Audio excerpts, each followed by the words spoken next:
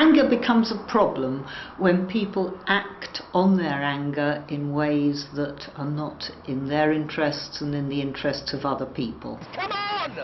God's sake!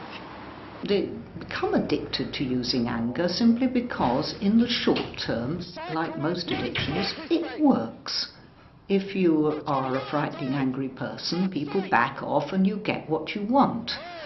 But the sort of ultimate downside of this is that they become rather angry, nasty people that people might avoid and are frightened of, and they're likely to lose significant things like jobs, relationships and liberty. Yeah, go on, go on! The way in which people met threatening situations back in cave times, you were okay provided you could run away from it or fight it. Come on.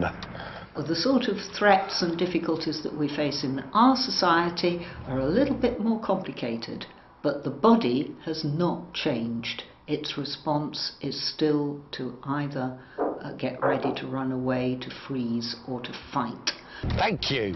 People sitting in their cars feel very entitled to their bit of road and their bit of space and the way they want to drive. And if somebody else is encroaching or takes a decision that isn't in their best interests, their bodies can feel threatened, and that's where you get road rage. Go! The health implications are quite grave, because that sort of anger is essentially the body getting ready for action, but usually in situations where there is no action. So it's very good for somebody who's going to run a marathon to breathe in lots of oxygen, but if they're just sitting in a traffic jam and doing exactly the same thing, they go into hyperventilation, their muscles seize up, tense. It pumps up your blood pressure, and I think everybody knows that high blood pressure is quite a considerable health risk. So this is putting a lot of strain on the heart, and my goodness, we depend on our hearts. Bloody, I've got the wrong way now! One of the great dangers of using anger as a way of managing your life is that the underlying agenda of your body, when it gets ready for action, is to hit out.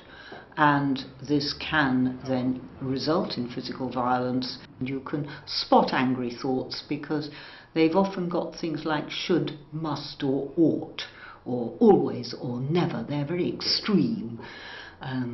Sort of idiots like that ought not to be on the road, or I must get there in time, or something like that.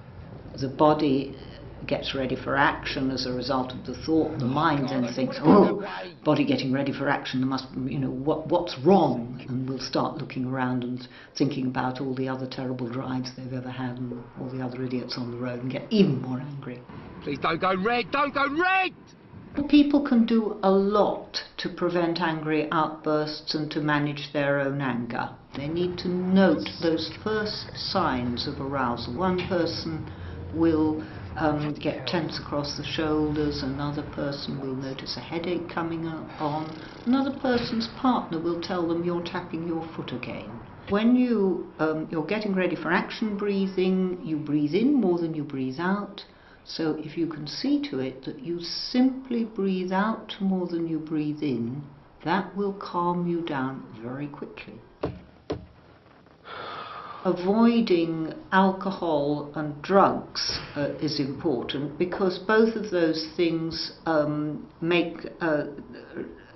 take away people's inhibitions, and it's very often our inhibitions that stop us from acting on what our bodies are telling us to do. It's not your right of way! What are you doing?